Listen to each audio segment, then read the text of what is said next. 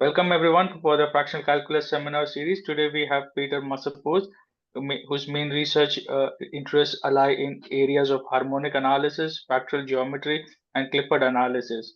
He is well known for his contribution to the theory of iterated function system, fractal interpolation, and wavelets. He is currently at the Technical University of Munich, Germany. We're very happy to have you here. You may please begin your talk. Thank you. Let me first express my gratitude to Pavan and Arran for the kind invitation to present some of my research in this interesting forum. So, as you can see from the first slide, my talk is centered on two different subjects. One is bicomplex numbers and bicomplex functions, and the second topic is fractal interpolation. Okay, so, all right, now I need to go down. Yeah, so here's a outline of my presentation.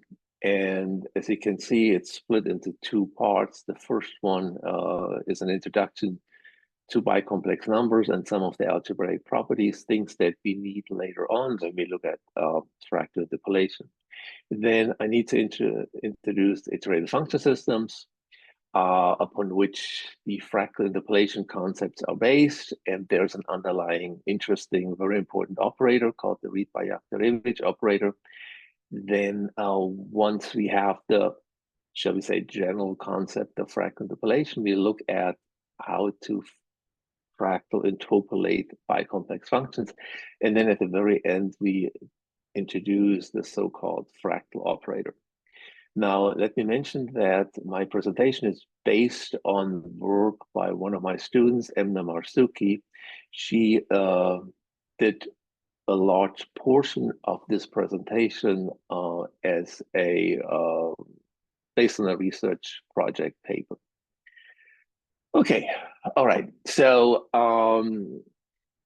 bicomplex numbers are a generalization of complex numbers, and the associated functions are of good of research interest. And recently, people, and not so quite recently, people looked at problems in physics, engineering, and computer science, looking at how bicomplex number can give you an advantage. Well, the idea is that if you look at complex numbers, you basically have the reals and the imaginary numbers.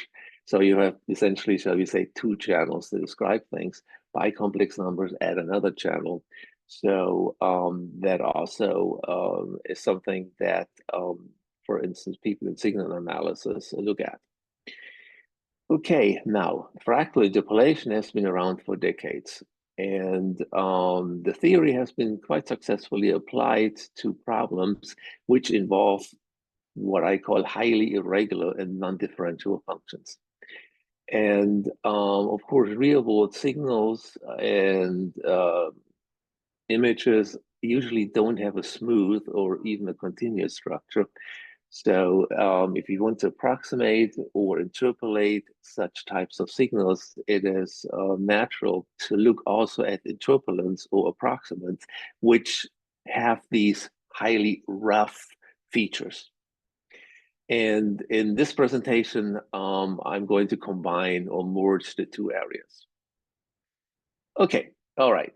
So first, what is a bicomplex number? Well, you start out with two complex numbers, call them Z1 and Z2, and you add another imaginary unit called J, which is different from the ordinary or the classical imaginary unit I. And you require, of course, that J squared is also equal to -1. And you want that the two imaginary units do commute. So Ij equals Ji. The set of bicomplex numbers I will denote by BC. Later on, we'll also use another symbol.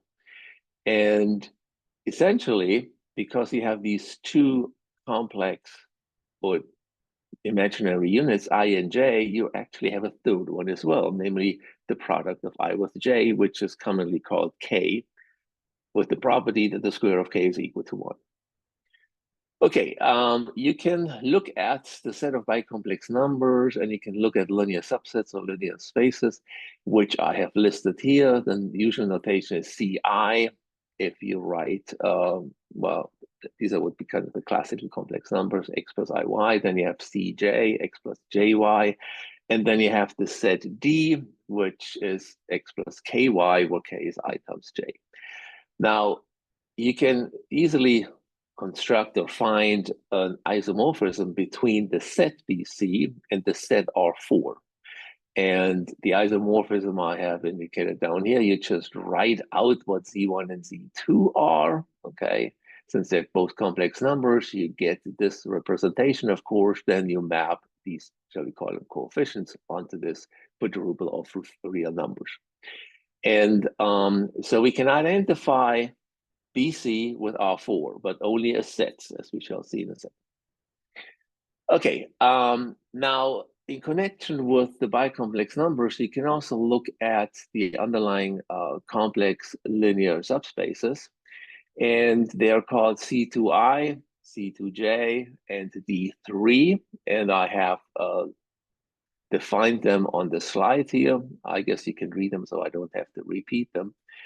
And both or all three of those are actually different representations of the bicomplex numbers. So you can define three isomorphisms, phi1, phi2, and phi3, which give you the identifications. Okay, and I have listed them there for your convenience to look at it. Okay, so so far we have a set of numbers, but we would like to use an algebraic structure, define an algebraic structure on this set. And so addition, well, should be defined in the usual way. You just given two of these bicomplex numbers, chi and eta, you just define the addition by adding the Z1 to the W1 and the Z to the WG if there's a J. And then using the properties of those two imaginary units, you can also define a multiplication of Xi with eta, which turns out to be commutative. And it is defined in this fashion here. So you also have an additive unit, 0 plus J. You have a multiplicative unit, 1 plus J times 0. And so the set of bicomplex numbers together with these two operations becomes a ring, actually a commutative ring with identity. And it turns out that if you look at the fields R, C, I, C, J, and the ring D, you can show that D, as defined in the previous slide, is a ring, are subrings of the ring BC. And now what you can do is, of course, you can endow BC with the structure of a linear space, the linear spaces we looked at a second ago, and then you get the corresponding algebras. So you get a real algebra with the induced multiplication in R4, a complex algebra with an induced multiplication in Z to I, or then in Z to J. Okay, so we have something we would like to work with. Now you might say, why would anybody want to do this? Well, the idea is you can look at R4. Of course, we know R4 is a vector space, but R4 has no intrinsically defined algebra. You cannot divide two vectors. Okay, so that would require some sort of field or ring structure to do this.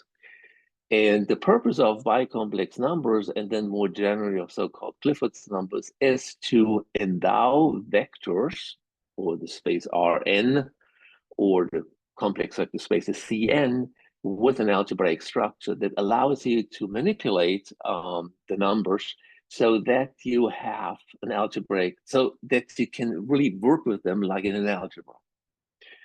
Okay, all right. Now, looking at the complex numbers, we know that complex numbers have a conjugate. Well, the bicomplex numbers have three, depending on how we define things. And I have listed those three different conjugates. There's the theta, there's the psi bar, psi dagger, psi star. And it turns out that there's a relation between these three, and that's given by this lemma here. And to verify it, it's just simply use the definitions and check it out.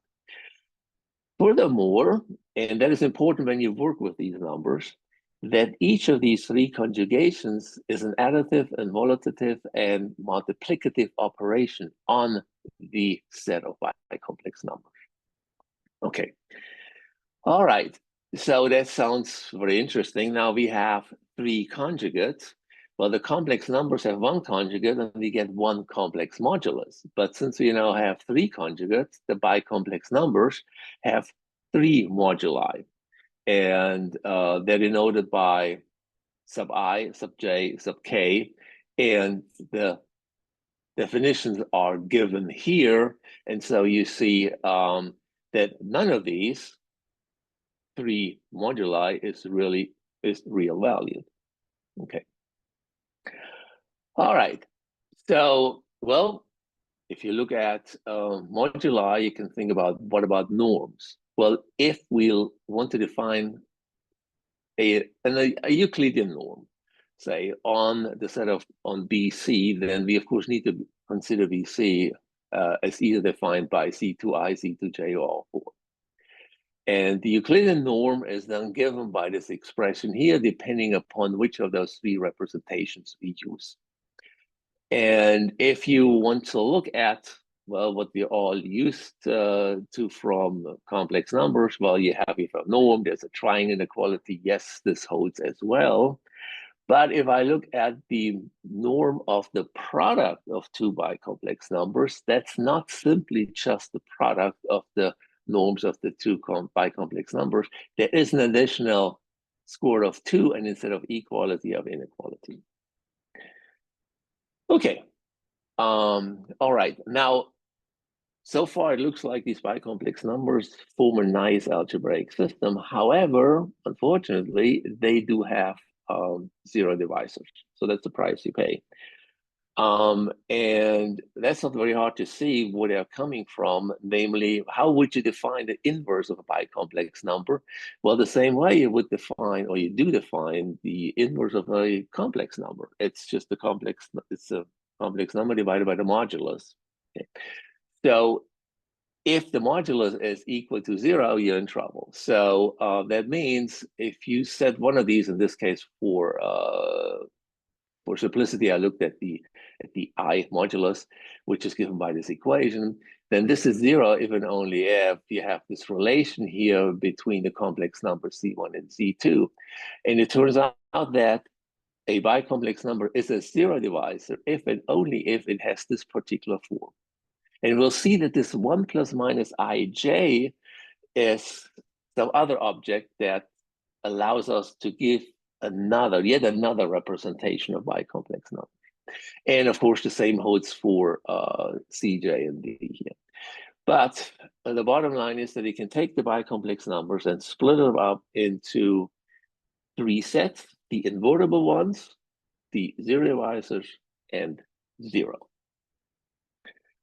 Okay, now remember that relation I just showed you what the zero divisors here look like.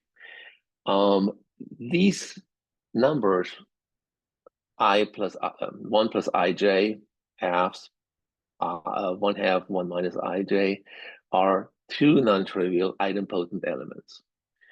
And the interesting relationship there is that they are linearly independent when you view the bicomplex numbers as a Ci or Cj linear space.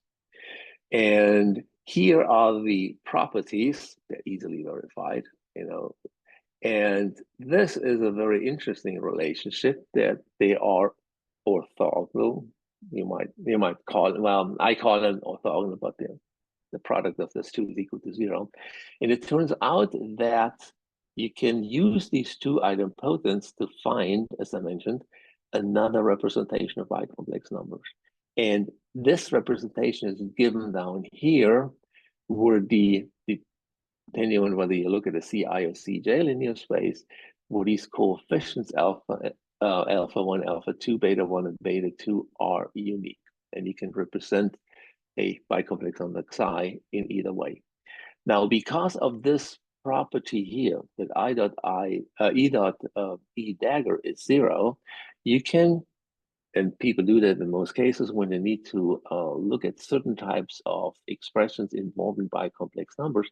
For instance, the representation of polynomials is very simple in this idempotent representation, because you never have any kind of products between the two basis vectors or basis elements. You only have either the I or the E or the E dagger. Okay, all right. Now, since you would like to look at functions, we'll just look first at linear functionals on the bicomplex numbers. And the definition of a linear functional is given here. So you start with a BC module and a mapping from X into the bicomplex numbers. You call a BC linear functional if this equation is satisfied for all x, y, and x, and for all bicomplex numbers. And now, remembering that you have different types of representations of the bicomplex numbers, one can show that there are essentially 4 different ways to express f of x. And these are the expressions I have written out, where these functions here are elements either of ci or zj. Okay, so you write that out and see what happens. Okay. All right, and depending on what you're interested in, what you're interested in, you choose one of those 4 forms. Later on, we'll see. Well, we worked with this one here for other reasons. Okay, now, what about linear operators? So suppose you take again a module over the bicomplex numbers and the ring of bicomplex numbers to be precise, and you look at the map from x to x. Well, if it satisfies this equation here, then you call it a BC linear operator.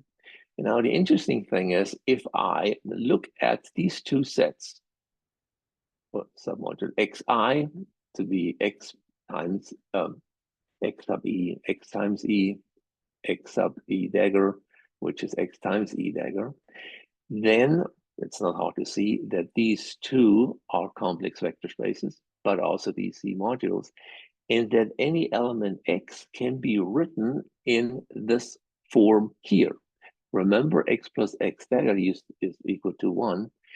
And if I define x sub e and x sub e dagger in this way, then I have a very nice representation that then tells me that I can decompose my module x as the direct sum of these 2 modules. So I'm splitting things up into a e part and an e dagger part.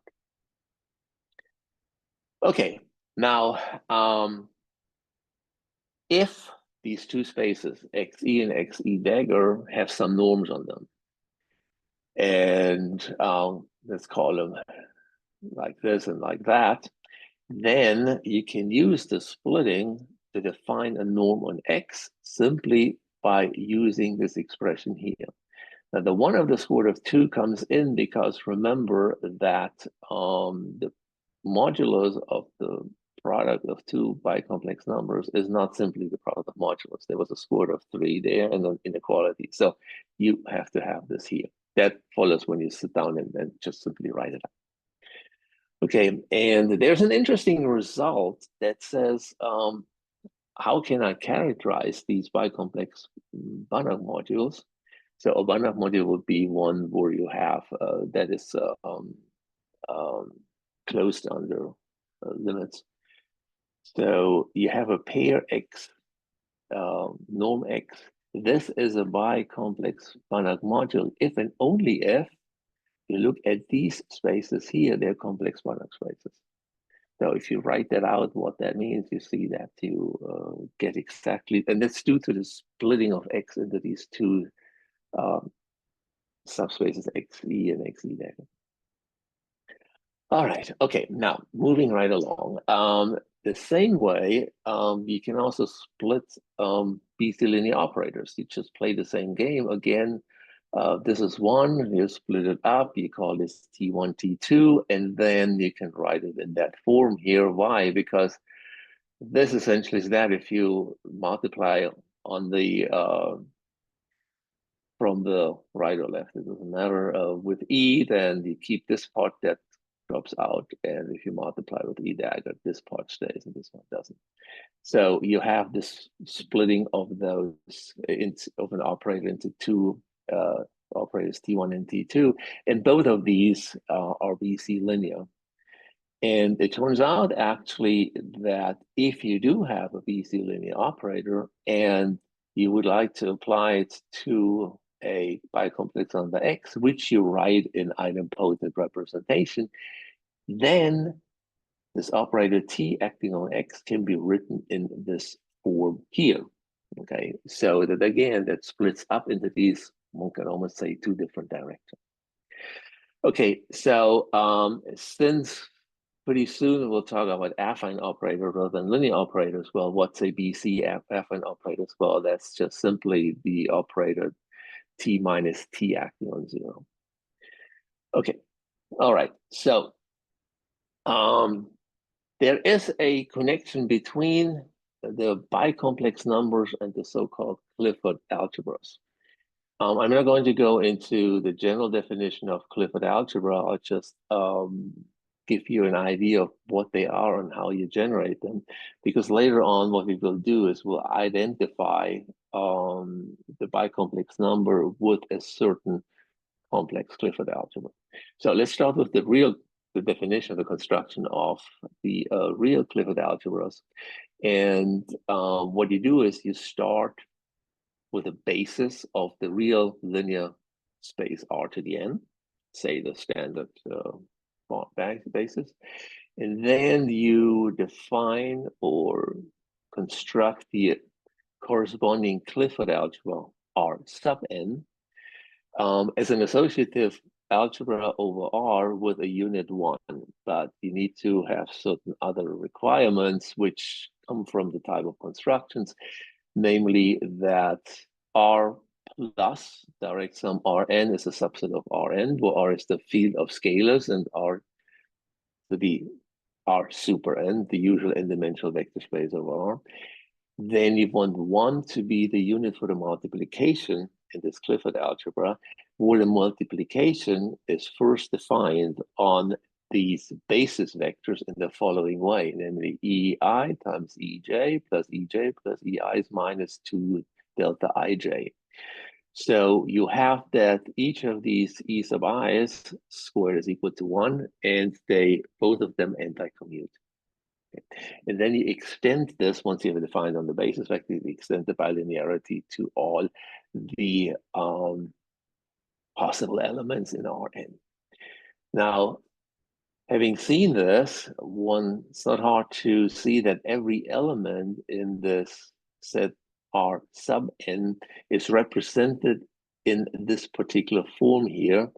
And I used here the usually used shorthand notation, where the X sub i's are real numbers and the E sub i's are indexed by a subset of the set 1 to n.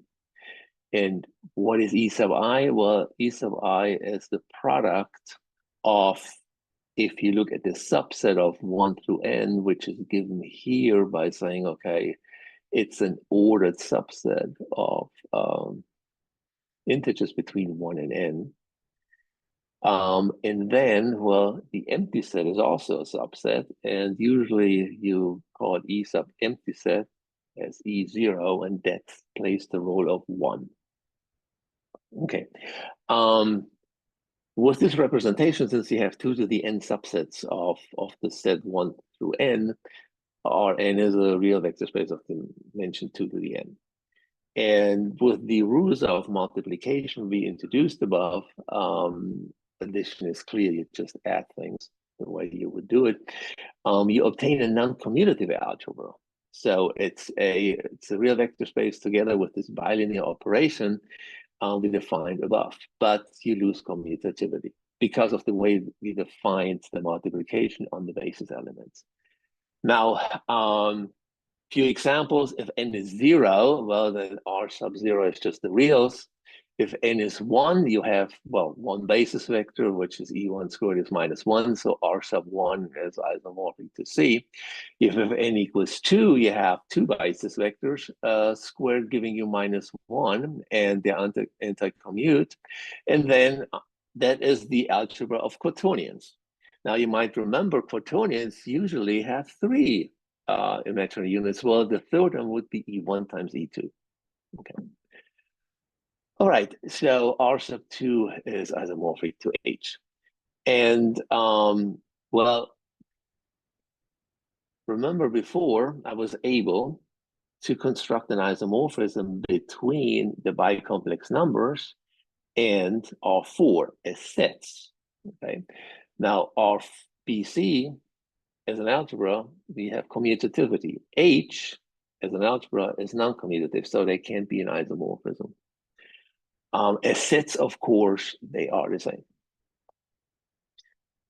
Okay, well, what you can do in the real case, you can also do in the complex case. So you can define complex Clifford algebras. The easiest way to do that is using the tensor product representation. So you tensor product R sub n with C over the field of complex numbers.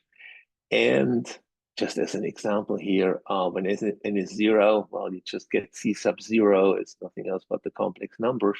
When n is 1, you have E1 squared is -1. And any A and C sub 1 has this form here. And so, okay, we called that before J. Okay, so essentially what we have is that C sub 1 is isomorphic to BC. And since both have dimension 2 over the complex vector space C. And in many instances, and in what we'll do, we will not distinguish between BC or C sub 1. Okay, so we'll think of it as being the same thing.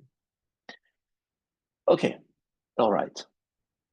Then that was the first part where I said a little bit about the bicomplex numbers. There's by far more to be said, but for the purposes of this talk and the limited time I have, that's all enough. That's enough you need to know for what follows now. Okay, so now I need to tell you something about so-called iterated function systems. And so we start out with a normed space X, and the function from X to itself is called a contraction if the Lipschitz constant of this mapping, the Lipschitz constant is defined here, is less than 1.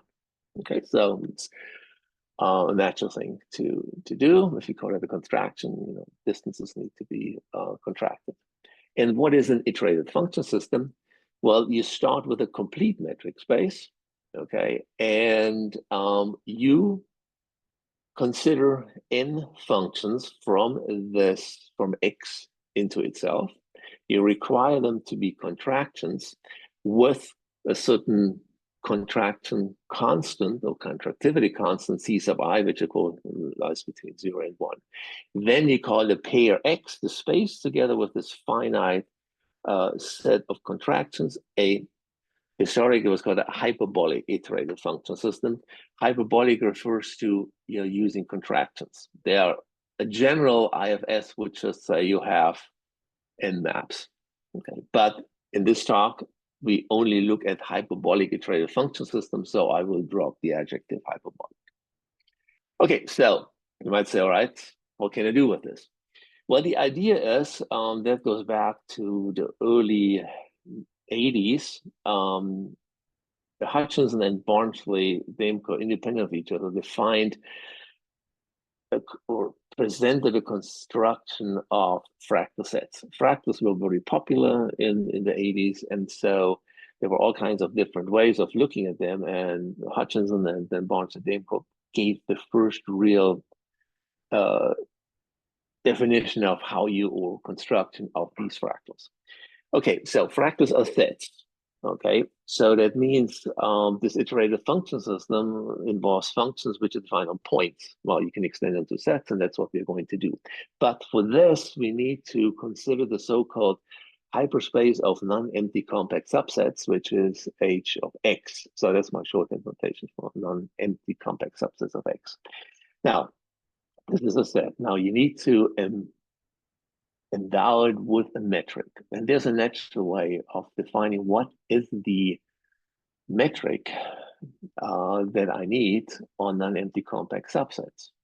Well, if sets do overlap, then I don't want them to be called, the distance to be called 0 because they overlap, they're not identical. But if you define a metric in this way, or a mapping a distance in this way, you can show that it is indeed a metric when the distance is 0 when a equals b. And this is called the Hausdorff-Pompeo metric. Now, it's a result from topology that if the space XD you start with is complete, then this hyperspace of non-empty compact subsets endowed with the Hausdorff-Pompeo metric is also complete.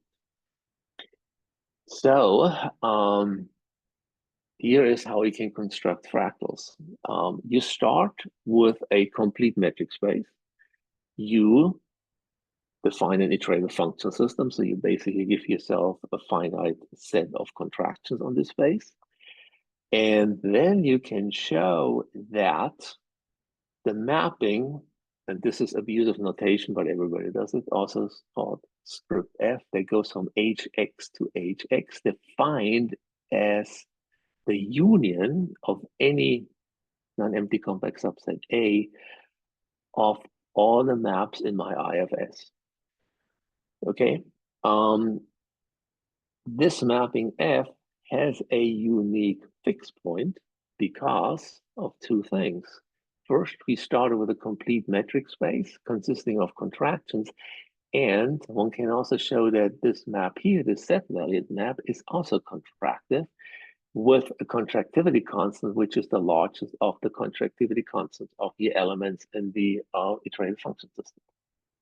Now, we know that if we have on a complete metric space a contraction, we can use finite fixed point theorem, and that gives you, of course, this fixed point here.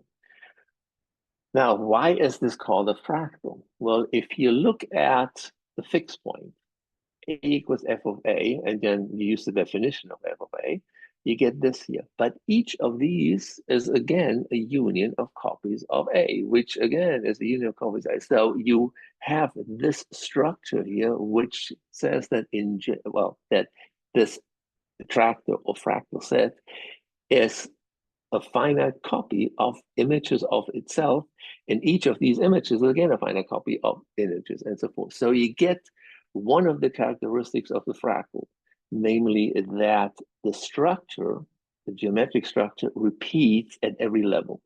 So you cannot simplify this object by blowing it up. Okay. All right. And well, luckily, the Banach fixed point theorem also tells us how to construct the fixed point, because you can start with any non-empty compact subset and apply iterates of this set-valued map F to it, and then you obtain the fixed point, of course, as the limit taken in the Hausdorff-Pompeo metric. Now, of course, we have all seen pictures of fractals, but the fractal is the limit. So we really never can construct the limit because we cannot iterate infinitely often on the machine, okay, or even in the universe. We don't have enough particles to do that.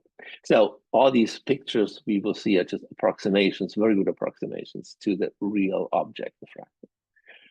Okay, now Emna decided to provide two examples. The first one she called the reverse Sierpinski triangle. And so we pick C with the Euclidean norm D, identify C with R2, and define three maps. All three are contractions, as seen by the factor of half.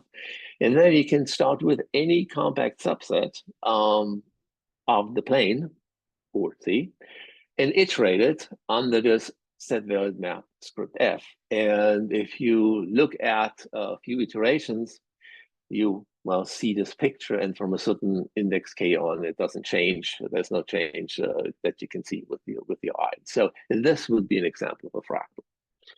And well, she also did this one here, which she called the Christmas fractal. Well, it's close to Christmas. So again, you pick three contractions in the complex plane given by these three mappings. And then you see that you construct this object, which if you turn it around, this looks like a Christmas tree. But you can see both of these examples that if you zoom in onto any of these subsets, you see a copy of the entire image in it. So this is what I meant. If you zoom in or if you blow up this set, it does not simplify upon magnification. It remains as complex and complicated as it is.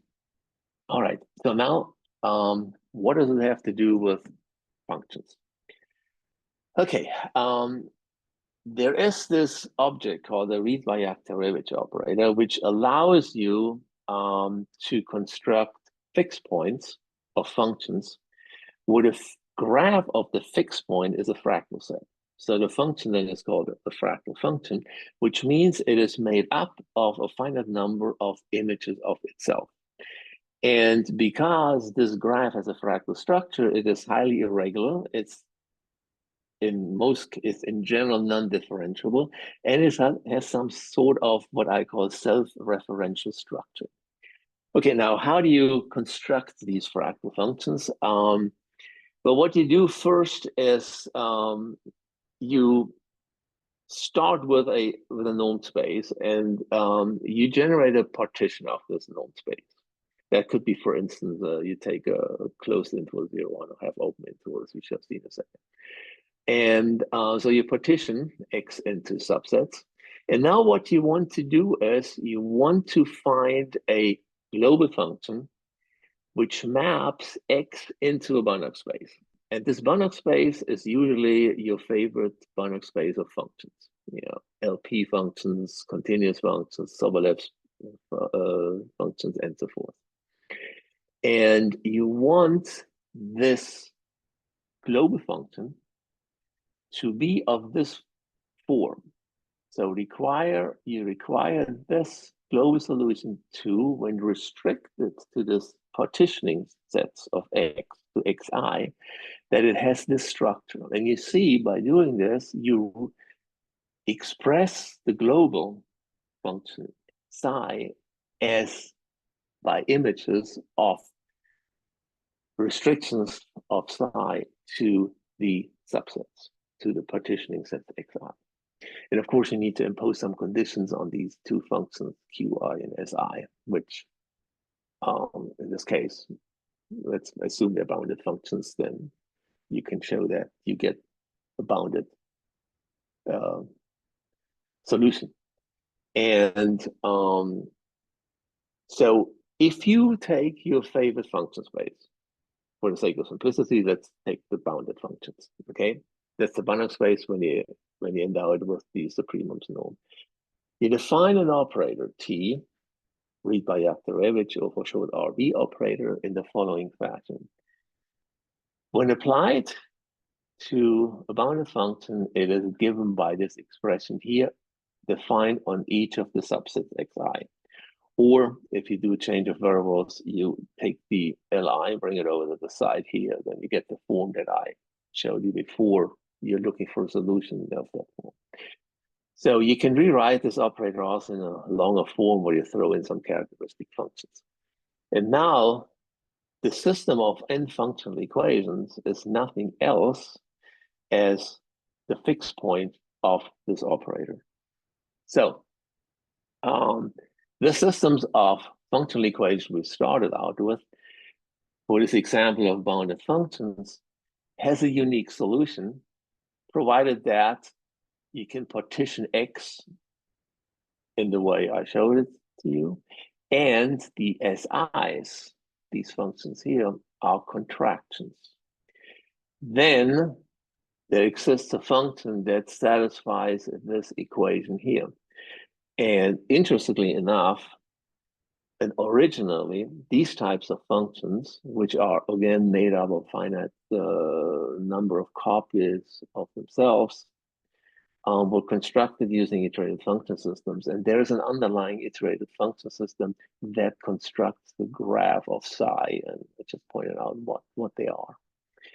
And how do you construct these functions? Well, you do the same thing. The thing is that if you have contractions here, you can show that the RB operator is also contraction on this function space of bounded functions.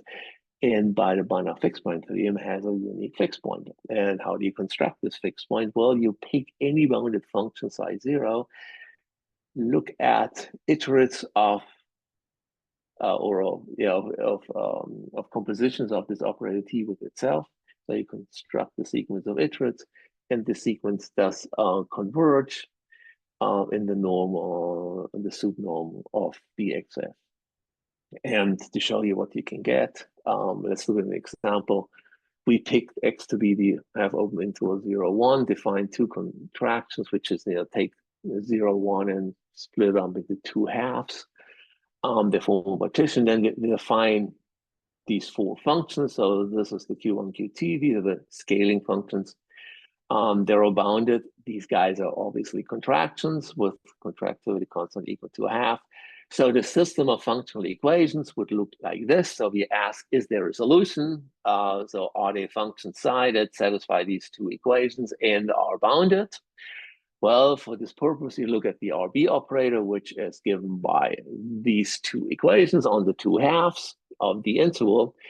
And since we have contractions, if you apply the theorem, we see there's a unique solution. So there is a global function, meaning defined on all of 0, 1, have open, into R, that satisfies the functional equations, i.e. is a fixed point of this RB operator. And there you see the graph of this function. And it's bounded, obviously, but it's not continuous. Those vertical lines are the chumps. But you can, if you stare long enough at that graph, you can see it is made out of two copies of itself. Okay. All right, and that at every level. All right, good. Now, last topic. What can we do if we look at BC functions, so function defined on the set of bicomplex numbers? Well, we identified BC1 because we can do some other things if you do this, which I won't have time to talk about today. So when you see C sub 1, that's essentially BC and vice versa. Okay, what you do is you start with a non-empty open subset of the complex number, and suppose you have given some Banach space of functions from X, from complex valued functions. Okay, and in order to do fractal interpolation on C1 or BC, we need to come up with a function space, because once we have a function space, we can play the game we just played. We define all these RB operators, look at the iterates under some conditions which you need to impose. It needs to be a contraction, etc., etc. So what we will do is, remember C sub 1 was generated by E1.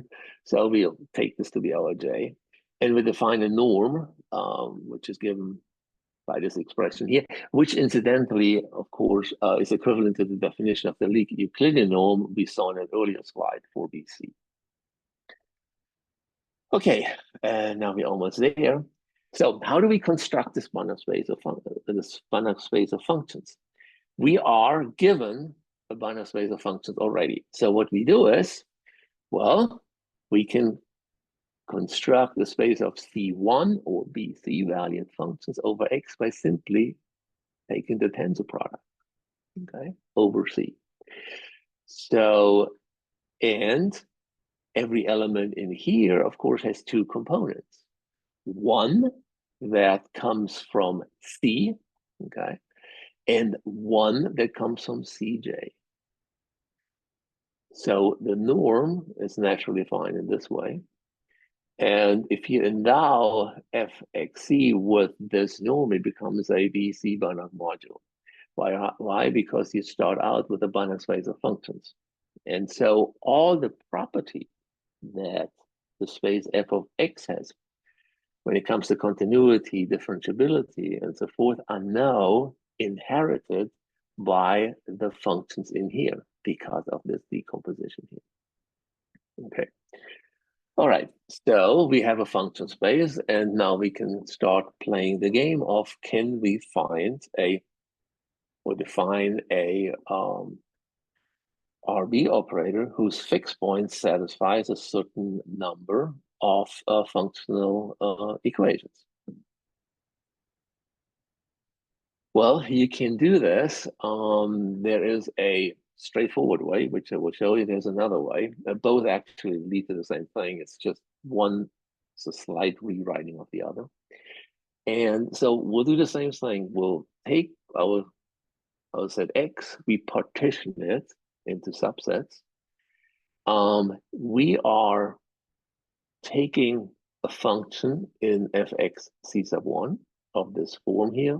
I left it here with the E0, E1, but this is 1, this is J, where these two functions are from your favorite function space, say f sub x.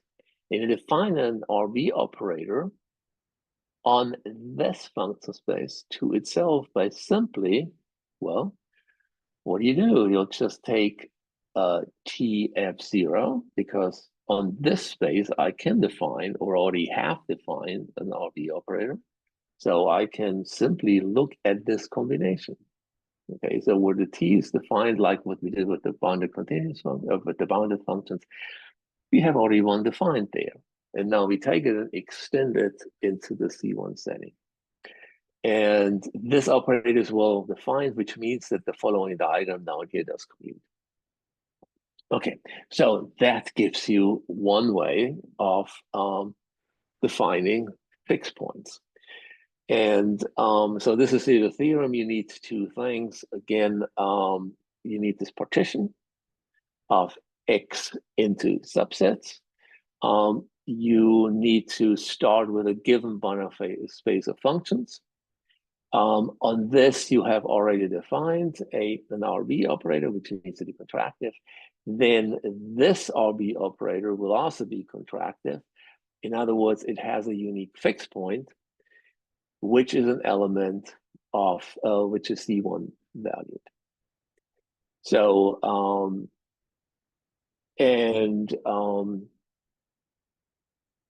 then what you obtain is a function that now is highly irregular, non-differentiable, very complicated, but also C1 valued. So if you're interested in working in C1 or BC, then those are the functions you need to model, approximate, and interpolate. Okay, but you can do it another way too, namely start out with the same thing. You look at the subset of C, which is non-empty and bounded. You divide this by some non-trivial bijective contractions into subsets of this form here. You give yourself two functions from X to C1, which are bounded, and where the functions Si satisfy that the norm of the Si, or the maximum therefore is less than 1. So they're all contracted. And now I can define, just very much like I did before, an RB operator of this particular form. Then, because of this condition here, T is contractive. So by the Banach fixed point theorem, it has a unique fixed point, etc., etc. And the fixed point satisfies again this equation here, which expresses the fact that this is a function, which again is made up of a finite number of copies of itself. And so it has this recursive structure, which does not simplify upon magnification. So you get a lot of different types of functions. Now, if you start out with your space X and you tensor product it with fx and tensor product with C1, of course, you're embedding things into a higher space. So let's look at some examples of these objects. Let me see how I'm doing. Okay. So again, all right, we'll embed 0, 1 into C, right? And then we define two contractions, etc., etc. We'll define the Q's to be 0. We take examples for an S1 and S2. We have a system of functional equations whose solution we would like to find. If it has any, the corresponding RB operator has this form. Well, both of these functions are contractive, so there is a fixed point indeed. And of course, it has several components. And here, I don't know whether you can see this very well, but I plotted the real part, okay, then the I part, the J part, and the IJ part. Okay, remember, I really have 3 imaginary units. And you can see that these actually are very small. They actually converge to 0 if you keep on going. Now, the interesting thing is, okay, all these are just 2-dimensional, but my object lives in higher dimensions. I have, one I, J, IJ. So I can look at projecting it. So here, for instance, we'll look at the real I part and the Jij part of this function. So here's X, here is the I, and the real part, and here you have all 3. And you see, you have a lot of interesting relations, and they become rather well. This almost looks like the Lorentz attractor. Okay. So that gives you a lot of flexibility if you wanted to describe very complicated data embedded in, say, 3-dimensional space here, where the data, or you would like to manipulate the data using some algebraic operations. Okay. And here's another example. It's a bit more complicated. This is for the second type of RB operator. So you define, again, functions Q1, Q2 in this form, S1, S2. Then, of course, MNA did choose the number so that these 2 guys are contractive, and so forth. So then you set up your partition, your RB operator, the system of functional equations. And here I wrote BC rather than C sub 1, because we don't really care about well, we identify BC with C1. So you have a contraction, and you get a unique fixed point, and now we'll play the same game. These are the real part, I part, J part, IJ part. And then these are 3-dimensional images thereof. Okay, so the interesting thing is, if you, for instance, you'd say, well, what happens if I project here onto the different, I mean, like this and this is a 2-dimensional plane. So what happens if I take one of these graphs and project it onto one of those coordinate planes? Well, you get exactly these functions here. So in a certain sense, you pull things out into higher dimensions. Okay, so, all right, so that is that. Now, the last thing is something that people look at when they try to, well, it turns out that every function is nothing but a fractal function. So it's generated a fixed point of one of these RB operators, any function you can think of, even differentiable ones. They're ways of constructing differentiable fractal functions, meaning they are made up of a finite number of copies of themselves, although you don't really see that because you never look for it. Okay. So for instance, the parabola is made up of 2 copies of itself.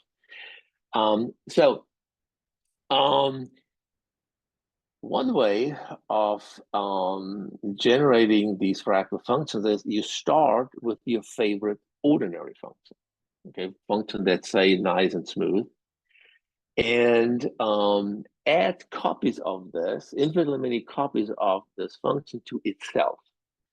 And if you carry out the limit process of this addition, then at the end you will construct a function which is a fractal function, so it has fractal characteristics. And in a certain sense, to each, say, ordinary or non-fractal function, you can construct an entire family of fractal functions. Okay, in order to do this in a nice and succinct way, is try to illustrate that on this particular example in the complex plane. So you pick 2 distinct complex numbers, look at the line segment between them. And since t here, well, okay, it goes from 0 to 1. If you partition 0, 1 this way, then you can there's an induced partition of X here by simply defining this map capital gamma, where, well, you get partitioning points by simply getting these partitioning numbers here and plug them in here. Okay, so now what you do is, if this is your line segment, then you can partition it into subsegments where you want that the beginning gets mapped onto Zi minus 1, the end gets mapped out into Ci. So that's a definite procedure of how you want to construct these partitions. Okay, which of course you can also think about, partitioning this guy. And now, suppose you take a continuous function, a fixed continuous function. I call it psi again, although that's really bad notation. No, that's fine. Which interpolates this set of interpolation points. So you have this line segment, you have a function that's defined above this line segment and interpolates a given number of complex values, Wn. Okay, now you construct the space of functions, which is defined as follows. They're all continuous. They, together with this given function psi, interpolate at Z0 the same value and at Cn the same value. Then you tensor product that with C sub 1. That gives you then a collection of functions fxc1. And then in order to make the construction a little bit more general, you take a BC linear operator, okay, which has the property that when applied to G and then evaluated at Z0 is 0, which is the same as evaluating LG at the end. Okay. All right. And then you play the same game. You now define an RB operator, but that looks no different. This is a function that's given. So that's your, in most cases, your non-fractal function. And then these are things you add to it at every level of iteration. So you make this process much more complicated, or the graph will become more and more complicated. Now notice, whatever you do here depends on the choice of your partition, and it depends on the choice of your operator L. So this actually, if you fix L and delta, just gives you one process. But if you keep varying L or delta or both, then you get up to a 2-parameter family of operators. Okay, and it turns out that if you start out with a continuous function, then TL delta G is also continuous. You just plug in these join-up conditions.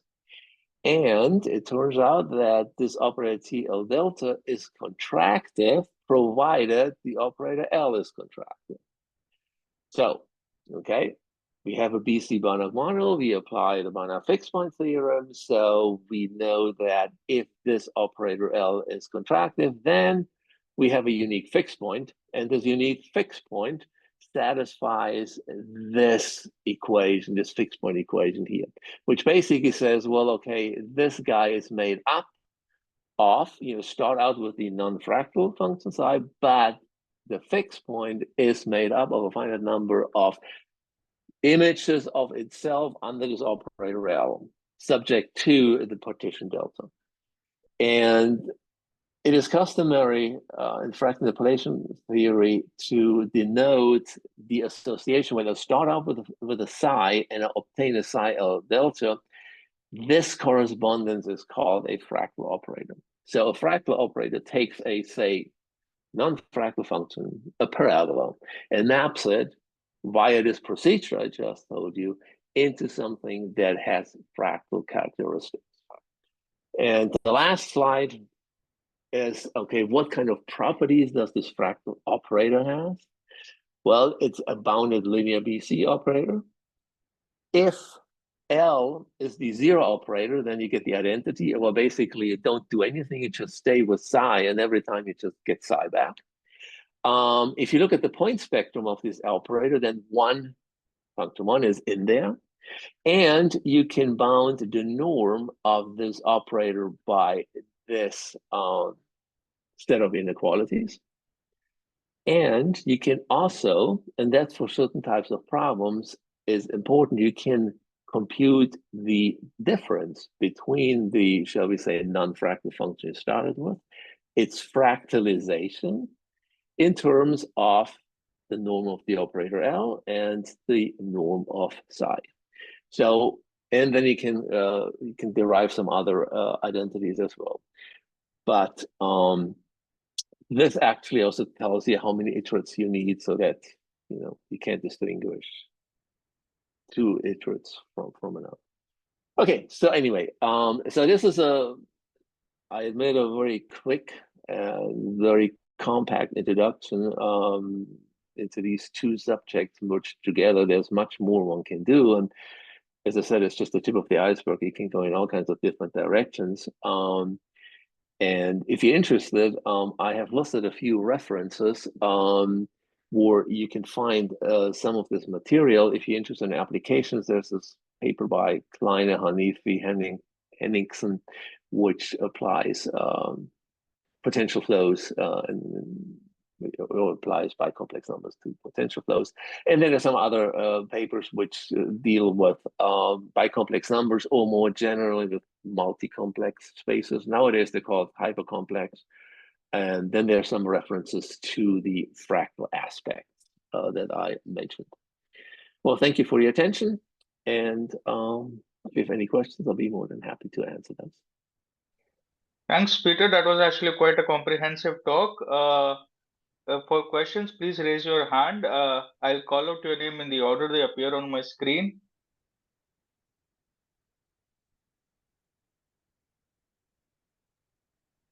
I have a maybe trivial or stupid question. Could you go back to slide 29, I think? Yeah. So Z1 and Z2 here are complex numbers, and Yeah. therefore this modulus is not necessarily real, but you said it's equivalent to the Euclidean norm, which I thought is real value. Oops, I forgot. Sorry, there's a misprint. There's supposed to be a norm here. Ah, norm of Z1 Sorry. and norm of Z2. Okay. Yeah. Okay. I forgot the modulus. Thanks. Okay. All right. Yeah. Otherwise, it makes little sense. Yeah, I was just a bit confused at that point. Yeah, exactly. Yeah. All right.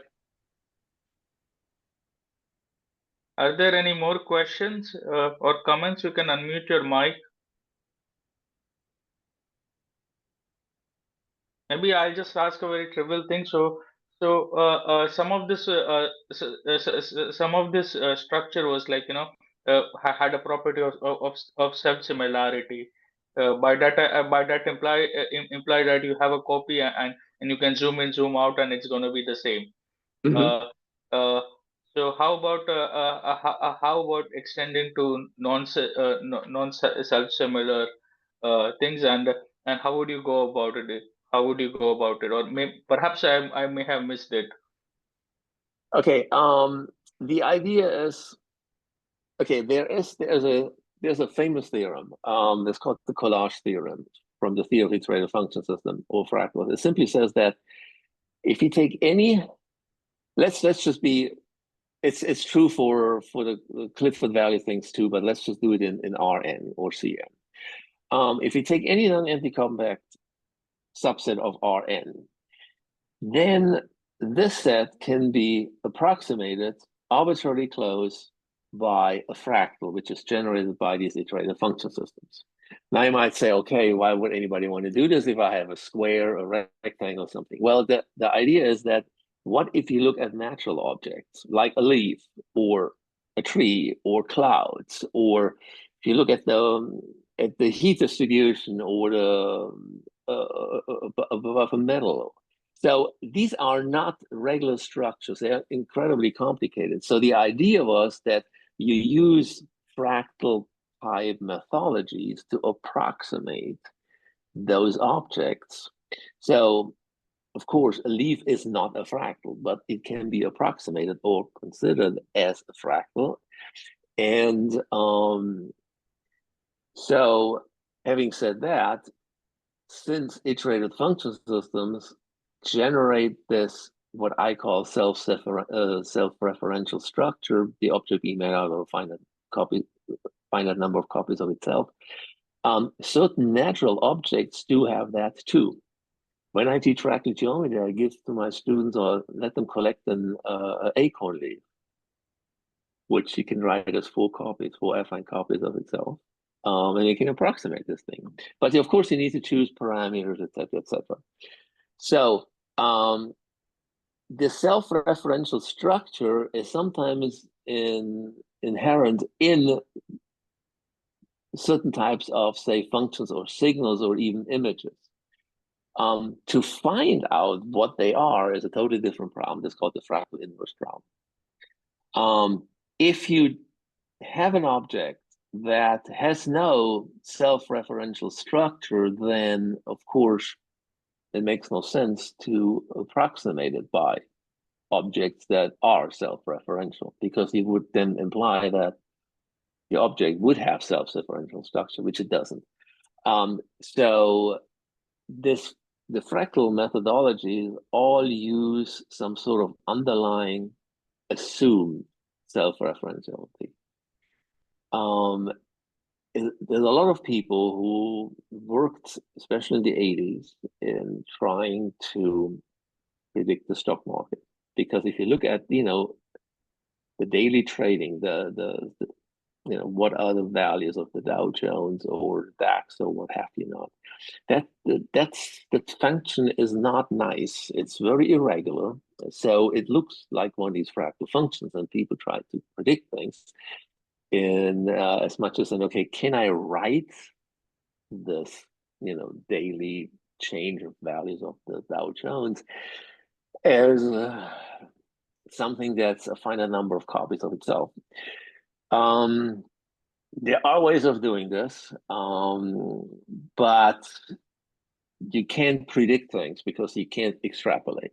Okay, so but there is a way of looking at these complicated objects which do not seem to have some underlying self-referential structure, but you can approximate them by objects that do. So that's sort of in contradiction what I said before, assume it has it and then, it doesn't. Well, the thing is that to find the self-referential structure is the crucial part. You can't a priori say, okay, they all look like this. Okay, so you need to find the underlying parameters that define your mappings in your IFS and match them up with the natural object. There was many years ago the concept of fractal compression, which simply meant, can you really describe images as attractors of a iterated function system or by fractals? And you can do this because of this collage theorem. But the computation is tremendous. So it's all really coding and very clever coding, and you can do this. There's some image, you can take any image, and I don't know whether I've seen this the first edition of Barnsley's book on fractals everywhere. There's an image of an Inca girl on the cover. This, and if you compare it to the original image, the image on the book is a fractal. So, and if you look at an image like a face or so, you might have at first say, well, this isn't so similar. I mean, there's a nose, their eyes, they're not really, but there are ways where you can really model it or describe it in such a way that you have an underlying, approximately self-referential structure. But then you need to do something else, which I haven't talked about today. So yes, you can do that, but it becomes very computationally rather expensive. So in the theorem, that you mentioned that you can approximate arbitrarily close to provided now that would be provided that you have a self-referential system. So first we have to talk about the existence of the system I have has a property of self-similarity, whatever it may be. whatever it may be, we do not know it a priori, but so that property the system should have. But so all Well, systems should have, but all systems may not have that property, right? well, this theorem I call it the collage theorem just simply says any non-empty compact subset. It's not assumed that this non-empty compact subset has to have a referential structure. What you need to be able to do is, if you're able to take whatever this set is and write it approximately, so within a tolerance, call it epsilon, as a sum of copies of itself, approximately, not exactly, then you can regard this arbitrary set as the attractor of an iterated function system, so as a fractal set. So the underlying set you want to model need not to be self-referential. You just need to be able to approximately cover it or describe it by a finite number of images of itself. Like if you take this example of a leaf, of an acorn leaf or an oak leaf, you can see more or less what the structure is. So you can, shrink, rotate, and put it in the positions. You're never going to exactly match it. But if you're within epsilon, that's all it is. The bad thing, or the disadvantage, is this theorem is an existence theorem. It says if certain condition holds, then you can always describe it like this. However, it never tells you how you find the maps that you need to approximately describe this image or this set by copies of itself. You don't know how many maps, you don't know what type of maps. So that's the hard problem. I see. But it can be solved. There are fractal compression. That's called fractal compression. There are these algorithms. Unfortunately, they're all patented, so I can't tell you anything about it. But I know they do exist. You can do this for any set. Okay. Okay. So first we need a more like an existent result. So the system should have a self similarity, and then we can invoke the set theorem. Because okay, even if I'm approximating it, I still want my epsilon to be small. Yeah. Right. But that's yeah. I mean, that is true, but you don't have to. The only assumption you have is that you need to find a finite number of maps, so that you can take the set and write it as approximately, so with an epsilon in the Hausdorff metric, as a union of this finite number of copies of itself. That's all you need. Mm-hmm. But that's the hard part. Think about the image of a person. Mm-hmm. Of course, we are not approximately self-similar, but it depends on. But if you take clouds, mountain ranges, leaves, turbulent flows, I mean, there's an inherent structure there. They are not really, if you look at them and say, oh, look at this is made up of a copy of itself. No, that's not going to be true in general. But you can, if you can approximate it to within a certain tolerance, that's all you need. Because I mean, this is essentially what approximation theory is all about. You have something complicated, you want to approximate it by something simpler, but you're satisfied with, okay, I'll do this within a certain error. And that's the same thing with this collage theorem. You have something that's may not be self-similar or self-referential, but if you can approximate it to within a certain tolerance by something that is self-referential, you can use the whole theory of the self-referential structure to approximate, describe this object. Much better than you can do it with ordinary math, because clouds are not made up of cones, cylinders, spheres. They are much more complicated objects. Mm-hmm. So that's the idea. Okay. Okay. So just a commentary. I mean, turbulence. Not necessarily all solutions are self-similar. There is a class of solutions that tend to be self-similar, but not every not every other solution of turbulence would be would have the property exactly. similarity. Yeah, right. So you cannot just zoom in and zoom out and expect the same structures. No. So, It's an approximation that you can that do, but approximation will not. I have and hence I was poking this question, because even this approximation is is not going to be with a small epsilon. So if we do not have a reasonable approximation, then I'm little afraid. Then I'm little afraid. So one of the and hence some people in the community also talk about the multifractal structures of right there. You can go really deeper into normality. You can go really deeper into the whole theory by adding more structure to the thing. Like what I talked about, the whole issue about interpolation is what is called global interpolation, which is not that. Well, there's something called local, where you basically define things locally rather than globally. Remember, I said, well, you start with a function that's defined on those partitioning sets. So if you do this, you take a function, say, or a signal, and decompose it into finite subsets. Okay. And if you do this, then you construct an object that has this self-referential structure because you're doing it this way.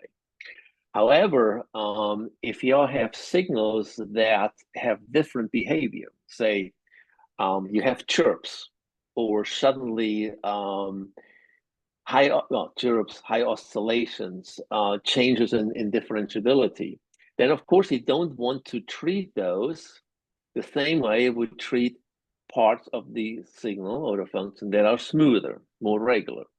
So that's when you introduce so-called local iterated function systems, where you concentrate on not the entire set, but on subsets, and you use those subsets to model your signal, your image.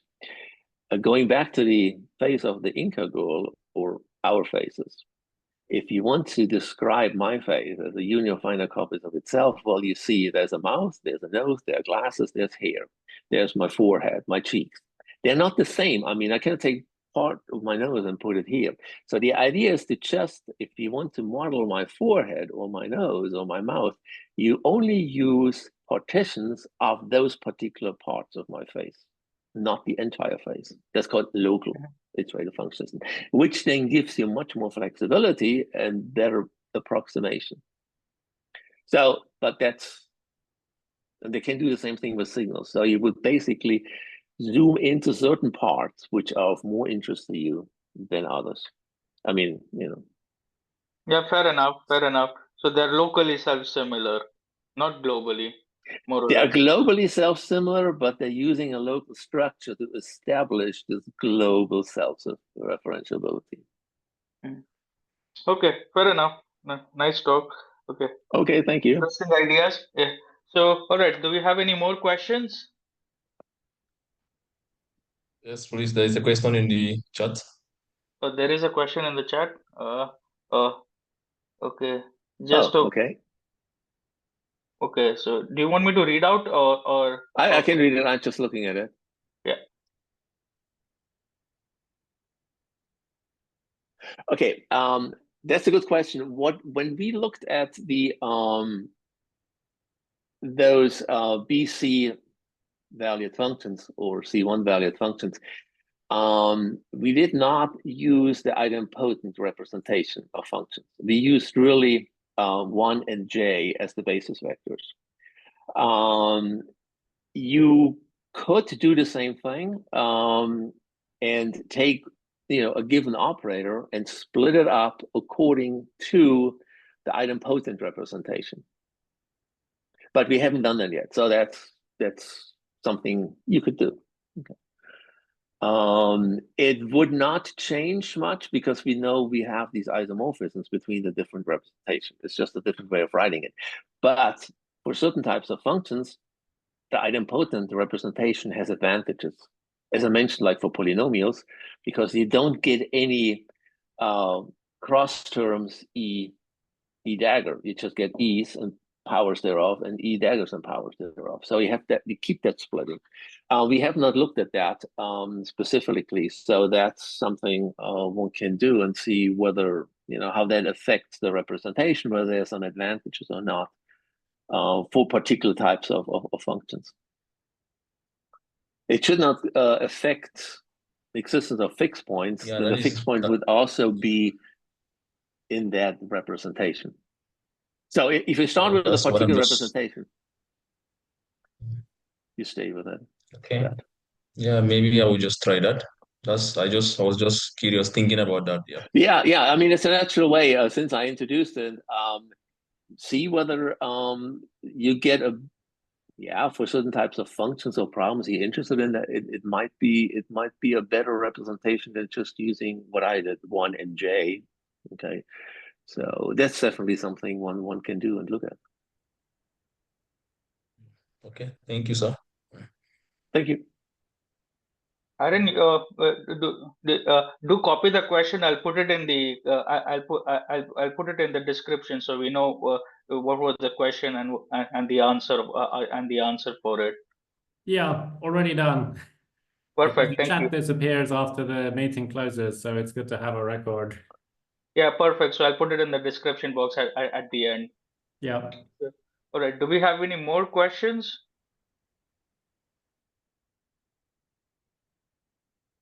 I guess no. So this is a good point to stop the talk here. Thank you very much again, Peter. It was actually lovely having you here, and for the elaborate presentation as well as the lovely discussion that followed.